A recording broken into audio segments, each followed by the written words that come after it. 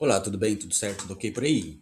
O que acontece com a alma após a morte? A doutrina da imortalidade da alma humana e sua sobrevivência após a morte do homem e a decomposição do seu corpo é um dos pilares da filosofia e das teologias cristãs. A obra de referência da encíclica católica admite, no entanto, que a noção de que a alma sobrevive à morte não é facilmente identificável na Bíblia. Então, o que a Bíblia realmente ensina sobre o que acontece com a alma no momento da morte? Os mortos estão inconscientes, não têm consciência de absolutamente nada. A condição dos mortos é claramente descrita em Eclesiastes capítulo 9, versículos 5 e 10, onde lemos: os mortos não sabem nada. Na sepultura não há trabalho, nem atividade mental, nem conhecimento, nem sabedoria. Consequentemente, a morte é um estado de não existência. O salmista descreveu que quando uma pessoa morre, ela retorna à terra. Naquele dia, os seus pensamentos perecem de verdade. No Salmo 146, versos 4. Assim, os mortos estão inconscientes, inativos, não pensam, não têm fome, não têm sentimentos. Ao proferir o julgamento sobre Adão, Deus disse: tu és pó e ao pó voltarás. Gênesis 3,19. Antes de Deus formá-lo do pó da terra e lhe dar a vida, Adão não existia. Quando morreu, retornou a esse estado, ao pó. Seu castigo foi a morte, não uma transferência para outro mundo. A alma pode morrer. O que aconteceu com a alma de Adão quando ele morreu? Bem, lembre-se de que na Bíblia a palavra alma muitas vezes se refere simplesmente à pessoa. Portanto, quando dissemos que Adão morreu, estamos dizendo que a alma chamada Adão morreu. Isso pode parecer estranho para algumas pessoas, para quem acredita na imortalidade da alma, tudo mais. No entanto, a Bíblia afirma: a alma que pecar, essa morrerá. Isso está em Ezequiel, capítulo 18, versículo 4. Levítico 21, versículo 1, fala de uma alma morta, um cadáver na Bíblia de Jerusalém. E os narizeus foram instruídos a não se aproximarem de nenhuma alma morta, um corpo morto, em Números capítulo 6, versículo 6. Em 1 Reis 19, 4, encontramos uma alusão semelhante à alma. Elias, em grande angústia, começou a orar para que a sua alma morresse. Da mesma forma, Jonas continuava orando para que a sua alma morresse e repetidamente dizia: é melhor para mim morrer do que viver. Isso está em Jonas capítulo 4, versículo 8. E Jesus usou a expressão matar a alma, que na Bíblia do Peregrino é traduzida como tirar para a morte. Marcos capítulo 3, versículo 4. Portanto, a morte da alma significa simplesmente a morte da pessoa, como a alma sai e retorna. Mas o que se pode dizer sobre a morte trágica de Raquel ao dar à luz ao seu segundo filho? E em Gênesis capítulo 35, 18, lemos: ao desaparecer sua alma, pois morreu, deu-lhe o nome de Benoni, mas seu pai o chamou de Benjamim. Será que essa passagem implica que Raquel possuía um eu interior que a abandonou com a morte? De modo algum. Lembremos que o termo alma também pode se referir à vida que uma pessoa possui. Assim, neste caso, a alma de Raquel denota a sua vida. Por essa razão, outras versões da Bíblia usam, em vez da expressão sua alma partiu, as soluções a vida a deixou. Ela expirou e com seu último suspiro. não há indicação de que uma parte enigmática de Raquel tenha sobrevivido à sua morte. Um caso semelhante é da ressurreição do filho da viúva, registrado em 1 Reis capítulo 17. No versículo 22, lemos que quando Elias orou pela criança, o Senhor ouviu a voz de Elias e a alma da criança voltou para ele e ela voltou à vida. Nesta passagem, também a palavra alma significa vida. Por essa razão, a nova versão da Bíblia, Rei James, diz: a vida da criança voltou a ele e ele reviveu. De fato, foi a vida e não uma entidade imaterial que retornou ao menino. Isso concorda com o que Elias disse à mãe: eis que teu filho, a pessoa inteira, está vivo. 1 Reis capítulo 17, versículo 23.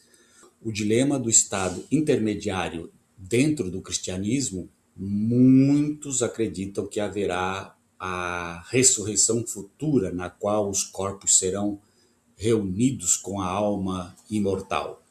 Os ressuscitados receberão então o que lhe é devido. Aqueles que levam vidas justas, a recompensa, e os ímpios, o castigo. Embora o conceito pareça simples, aqueles que defendem a imortalidade da alma têm dificuldade de explicar o que acontece com a alma no intervalo entre a morte e a ressurreição.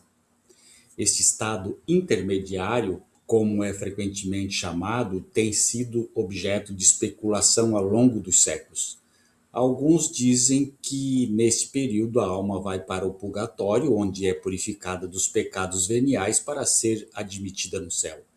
No entanto, como vimos, a alma é a pessoa. Quando a pessoa morre, a alma morre. Portanto, não há existência consciente depois da morte. Quando Lázaro morreu, Jesus Cristo não disse que ele estava no purgatório, no limbo ou em qualquer outro estado intermediário. Em vez disso, ele simplesmente disse: Lázaro adormeceu. João 11:11. Obviamente, Jesus, que deveria, pelo contexto bíblico de que ele era filho de Deus, que na verdade nós sabemos que é mito, ele disse que conhecia a verdade sobre o que aconteceu com a alma quando morremos, acreditava que Lázaro estava inconsciente, que havia deixado de existir. O que é o espírito? A Bíblia afirma que quando uma pessoa morre, o seu espírito se vai e ela volta para a terra. Salmo 146, versículo 4. Isso significa que um espírito desencarnado literalmente se vai e continua vivendo após a morte? O que o salmista diz a seguir descarta a possibilidade. Naquele dia perecem os seus pensamentos. Todos os seus planos desaparecem. Salmo 145, versículo 4. Portanto, o que é o espírito e em que sentido ele se vai da pessoa no momento da morte? O significado principal das palavras traduzidas na Bíblia como espírito, em hebraico ruá, em grego pneuma, é sopro.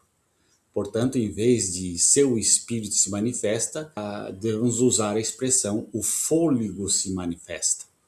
Mas a palavra espírito implica muito mais do que sopro ou respiração.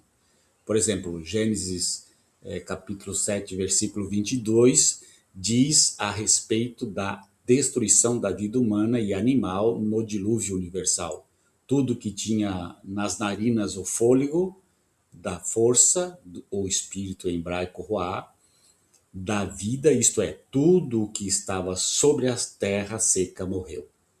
Portanto, espírito pode se referir à força vital que está ativa em todas as criaturas vivas, tanto humanas quanto animais, e não só humanas, e que é sustentada pela respiração. Isso pode ser ilustrado com a corrente elétrica que alimenta uma máquina. Se a corrente for interrompida, a máquina para de funcionar, a eletricidade não adquire vida própria. Da mesma forma, quando uma pessoa morre, seu espírito deixa de animar as células do corpo Ele não abandona o corpo para ir para outro mundo. Salmo 104, versículo 29. Nesse caso, por que Eclesiastes 12:7 diz que quando uma pessoa morre, o próprio espírito retorna ao verdadeiro Deus que o deu? Isso significa que o espírito viaja literalmente pelo espaço até a presença de Deus? Não. Essa ideia não está implícita. Lembremos que o espírito é a força vital. Uma vez que a força vital se afasta, somente Deus tem o poder de restaurá-la. Portanto, o espírito retorna ao verdadeiro Deus no sentido de que toda a esperança na vida futura de uma pessoa depende inteiramente de Deus. O parágrafo 9, de acordo com a Nova Enciclopédia Católica, os padres da Igreja geralmente afirmam sem ambiguidade a existência do purgatório. Mas esta obra de referência também admite que a doutrina católica do purgatório se baseia na tradição, não nas sagradas escrituras. Memórias de vidas passadas, se nada sobrevive à morte do corpo, porque algumas pessoas afirmam reter memórias de uma vida passada. O estudioso hindu Mishlamanda afirma que as experiências após morte não podem ser comprovadas pela razão.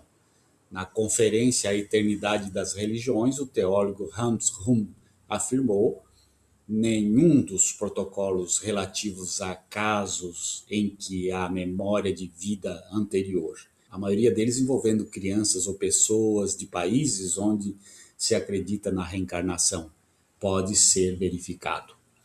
Ele acrescentou: a maioria dos pesquisadores que trabalham com seriedade científica confessa que nas experiências que eles próprios testemunharam não se pode falar em evidências verdadeiramente convincentes de uma vida terrena repetida.